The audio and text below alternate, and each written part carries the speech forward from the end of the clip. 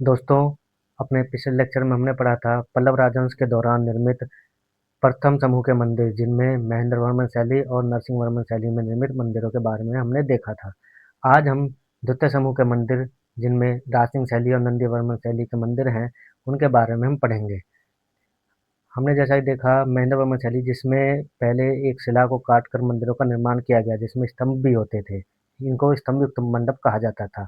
इसके बाद जो नंदी वर्मन शैली थी, उसमें शिला को काटकर मंडप के साथ साथ उस पर ऊपरी आर्किटेक्चर को भी, जो ऊपरी स्थापत्य है, उसको भी एक निर्माण दिया गया, जिसको रथ नुमा आकृति प्रदान की गई, जिनको रथ मंदिर के नाम प्रकार नरसिंह वर्मन शैली में स्तंभ युक्त और रथ मंदिर दोनों का निर्माण शुरू हुआ। इसके बाद द्वितीय समूह के मंदिर, उनमें क्या ऐसा चेंज हुआ कि इनको एक विशेषता प्रदान की। द्वितीय मंदिर समूह में जैसे सूर्य मंदिर को हम देख सकते हैं। इस मंदिर में क्या चेंज हुआ, लगभग लगभग 647 ईस्वी में नरसिंह मामल के मरणोपरांत राज सिंह वर्मन के आश्रय में पल्लव स्थापत्य कला के द्वितीय समूह का शुभारंभ हुआ। इसमें शिलागठित भवनों के स्थान पर, ये जो मंदिर आप देख सकते हैं, एक शिला को काटकर बनाए गए थे, इनके स्थान पर प्रस्तर खंडों को जोड़कर मंदिरों का निर्माण किया गया। अर्थात जहाँ पहले एक ही शिला को काटकर मंदिर बनाए जा रहे थे, जिसमें सबसे ज़्यादा प्रॉब्लम क्या थी कि अगर कोई भी आर्किटेक्चर बनाते टाइम अगर थोड़ी सी भी गलती होती है, तो वो पूरा आकार उसका खराब हो जाता था। तो इससे बचने के लिए उन्होंने क्या किया, वहाँ उस टाइम के कारीगर थे, उन्होंने इस तकनीक को डेवलप किया और अब ये एक शिला के मंदिरों की अपेक्षा इनसे प्रस्तर काट लेते थे, पत्थर को काट लेते थे, फिर उनको आकार देते थे और उससे अपने एक मंदिरों का निर्माण करते थे। संभव है शिल्पियों ने यह सोचा होगा कि इस नवीन पद्धति द्वारा वे अपनी कार्यक्षमता एवं निपुणता का परिचय दे सकेंगे। नवीन पद्धति के कारण उनका कार्य अधिक सुगम हो गया। वे अब किसी भवन को या मंदिर को अपनी स्वेच्छानुसार निर्माण कर सकते थे, अर्थात निर्माण कार्य सरल हो गया। मतलब जैसे कि पहले किसी भी मंदिर को आकार देने टाइम पहले ही उन्हें ये सोचना होता था किस तरीके से उनको आकार देना है, वहीं अब ये पुस्तक खंडों के माध्यम से उसको किसी भी आकार में ढाल सकते थे। और इससे सुगमता क्या हुई, जो मंदिर हैं, एक तो उनको विशाल स्वरूप मिला, दूसरा जहाँ शिलाखंड था पहले वहीं पर मंदिर को निर्माण किया जाता था, लेकिन अब खुले स्थान पर भी मंदिरों का निर्माण किया जाने लगा। वहीं पहाड़ की चोटी के ऊपर मंदिरों का निर्माण किया जाने लगा। मतलब राजसिंह शैली में कुल 6 मंदिर बने, जिसमें मामल्लपुरम में समुद्र तट मंदिर, मुकुंद मंदिर, ईश्वर मंदिर, वहीं कांजीवरम अथवा तमिलनाडु में कैलाश मंदिर, बैकुंठ पेरुमल मंदिर और दक्षिणी अर्कोट जिले में पनमलई मंदिर प्रमुख हैं। स्थापत्य कला की दृष्टि से इन मंदिरों में समुद्र तटीय मंदिर, कैलाश मंदिर और बैकुंठ पेरुमल मंदिर विशेष रूप से उल्लेखनीय है। ये समुद्र तटीय मंदिर अथवा सौर मंदिर है। वहीं ये मुकुंद मंदिर, ईश्वर मंदिर, जैसा कि आप देख सकते हैं, पहले शिला को काट कर बनाया जाता, लेकिन अब क्या फायदा हुआ, शिला के ऊपर मंदिरों को बनाया जाने लगा। पहाड़ की चोटी के ऊपर भी अब मंदिर का निर्माण किया जाना संभव हो सका था प्रस्तर खंडों के माध्यम से। इसके बाद पनमलई मंदिर हम देख सकते हैं, कैलाश मंदिर और बैकुंठ पेरुमल मंदिर, ये सभी मंदिर राजसिंह वर्मन शैली में निर्मित हैं और सभी का निर्माण प्रस्तर खंडों के माध्यम से किया गया है। अब हम पढ़ते हैं अब हम पढ़ते हैं समुद्र तटीय मंदिर के बारे में, जिसको सूर्य मंदिर के नाम से भी जाना जाता है। इसका इसका निर्माण तमिलनाडु के चेंगलपट्ट जिले में किया गया,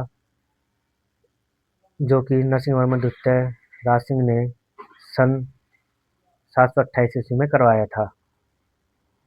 समुद्र तटीय मंदिर की निर्माण योजना धर्मराज रथ के सदृश है। ये हम धर्मराज रथ है जो नरसिंहवर्मन के टाइम पे बना था। इसी के सिमिलर हम देख सकते हैं सूर्य मंदिर। जैसे धर्मराज मंदिर में स्तंभनुमा हमें मंडप दिखता है, यहाँ भी स्तंभनुमा मंडप है, उसके अंदर गर्भगृह है और गर्भगृह के ऊपर आकृति, ये जो शिखर है वो हम देख सकते हैं। सेम इसी में भी इसी प्रकार का शिखर बनाया गया है। डिफरेंस क्या हुआ, ये पहले एक ही शिला को काटकर बनाया गया था, जबकि ये प्रस्तरों के माध्यम से, पत्थरों के माध्यम से निर्माण किया गया है। इसका चार दीवारी से घिरा हुआ है। इसके प्रांगण में अनेक स्थल हैं जहाँ चार दीवारी में जलकुंडों की व्यवस्था की गई है। ये हम जलकुंड देख सकते हैं। मंदिर के निर्माण में यहाँ पे हमें ये जलकुंड है, जलकुंड की व्यवस्था की गई है ताकि मंदिर के लिए जो अभिषेक है वो किया जा सके गर्भगृह में पानी ले जाने के लिए। इसके स्थान दूसरा तरफ हम देख सकते हैं कि जो मंदिर के बाहरी चार दीवारी है, इस पर नंदी की मूर्तियाँ विराजमान है, बैठी हुई मुद्रा में नंदी की मूर्तियों की पंक्ति भी हम देख सकते हैं। वहीं इसकी जो बाहरी दीवार है मंदिर की, उस पर हमें सिंहों की आकृतियाँ मिलती हैं। इस मंदिर की मूल योजना अति सरल है। इसमें एक गर्भगृह, सभाकक्ष, प्रांगण की व्यवस्था है। साधारणतः पल्लव शैली के मंदिरों में सभाकक्ष तथा मुख्य प्रवेश द्वार की योजना गर्भगृह के सामने दिखती है, परंतु इस मंदिर की विशेषता क्या है? इसमें गर्भगृह के पीछे हमें मुख्य द्वार और मंडप दिख सकते हैं। देखो ये तो दिख रहा है हमें यहाँ पे, ये मंडप है जो कि गर्भगृह के पीछे की ओर बनाया गया है। ये इस मंदिर को एक यूनिकता प्रदान करता है। इसके अलावा यहाँ पर मुख्य रूप से हमें सोम स्कंद की मूर्तियाँ देखने को मिलती हैं। दूसरा मंदिर आता है कैलाशनाथ मंदिर अथवा कांजीवरम मंदिर। कैलाशनाथ मंदिर कांचीपुरम अथवा कांजीवरम में स्थित है। यह क्षेत्र अब तमिलनाडु के नाम से प्रसिद्ध है।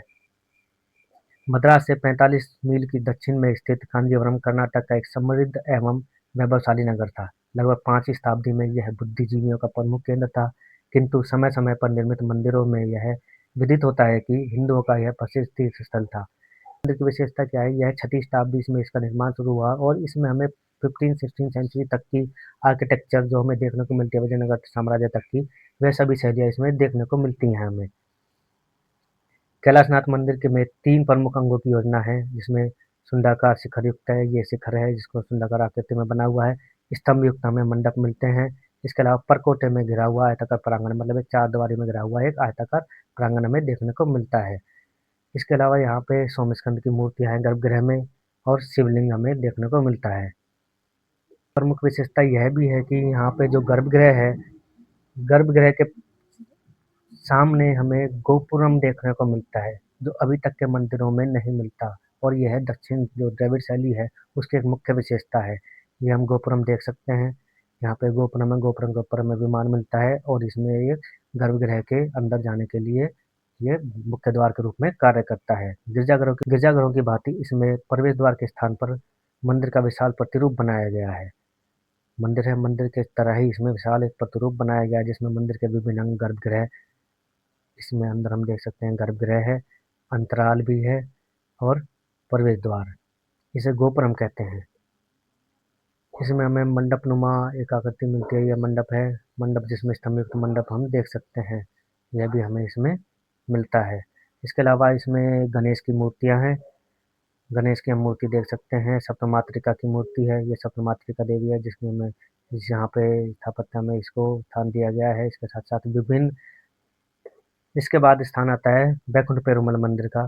कांजीवरम स्थित बैकुंठ पेरुमल मंदिर पल्लव स्थापत्य शैली की परिपक्व रचना है। इसका निर्माण कैलाश मंदिर के लगभग 10 वर्ष पश्चात किया गया था। इसके बारे में विभिन्न विद्वानों के अपने अलग अलग मत हैं।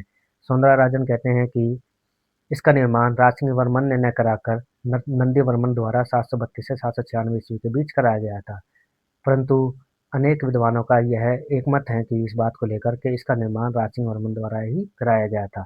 इस मंदिर का वास्तु विन्यास विशिष्ट प्रकार का है। इसमें मंडप, गर्भगृह वह बरसाती देखने को मिलती है। इससे पहले के मंदिरों में हमने बरसाती नहीं देखी थी कि बरसाती किस प्रकार का आर्किटेक्चर है। इस मंदिर में बैकुंठ पेरुमल मंदिर है, बैकुंठ पेरुमल मंदिर है, इसमें हमें बरसाती देखने को मिलती है, जो कि एक ढकी हुई छत होती थी।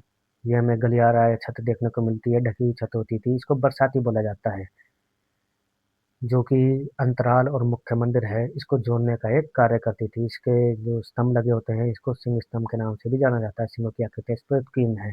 वहीं बैकुंठ पेरुमल मंदिर की एक मुख्य विशेषता यह भी है कि यहाँ का गर्भगृह 3 मंजिलों से युक्त है, जिसमें एक मंजिल पर बैठी हुई मुद्रा में विष्णु की मूर्ति, दूसरी मंजिल पर खड़ी हुई मुद्रा में विष्णु की मूर्ति, तीसरी मंजिल पर शयनयान यानी लोटी हुई मुद्रा में विष्णु की मूर्ति है। यहाँ पर हम विष्णु की मूर्ति देख सकते हैं, जिसमें 3 सिर हैं, जो कि दर्शाते हैं कि भाई ये ब्रह्मांड के सृजनकर्ता के रूप में इनको दर्शाया गया है। वहीं वरावतार में हमें विष्णु की मूर्ति देखने को मिलती है खड़ी हुई मुद्रा में।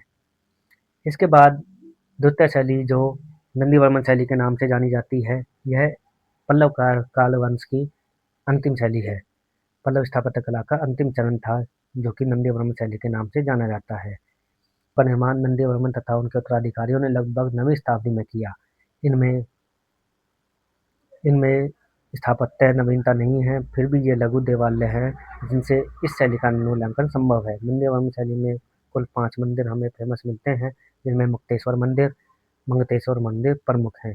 इसमें मुक्तेश्वर मंदिर में भी हम देख सकते हैं एक ऊंचे आकार पर प्लेटफॉर्म पर मंदिर का निर्माण किया गया है, जिसमें स्तंभ युक्त हमें मंडप दिखता है, जिसके अंदर गर्भगृह है और उसके ऊपर सुंडाकार आकृति में हमें स्ट्रक्चर यानी शिखर का निर्माण देखने को मिलता है। इसी प्रकार मुक्तेश्वर मंदिर में भी हमें सेम यही आकृति देखने को मिलती है।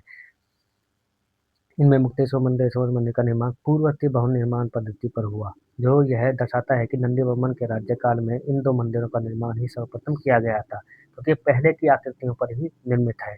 पहले की जो स्थापत्य कला है उसी को लेकर ये मंदिर बनाए गए हैं, जो कि ये दर्शाते हैं कि नंदीवर्मन शैली के ये शुरुआती मंदिर हैं। इसके बाद के मंदिरों में वडमल्लीश्वर मंदिर, व्रातनेश्वर मंदिर एवं परशुरामेश्वर मंदिर प्रमुख है। तो आज के लेक्चर में हमने पढ़ा है नंदी वर्मन शैली के बारे में, रासिंग वर्मन शैली के बारे में। इससे पहले हमने महेंद्र वर्मन शैली और नरसिंह वर्मन शैली के बारे में पढ़ा। तो पल्लव काल में मुख्य रूप से 4 ही शैलियाँ हैं, जिनमें महेंद्र वर्मन शैली, नरसिंह वर्मन शैली, रासिंग शैली और नंदी वर्मन शैली प्रमुख हैं।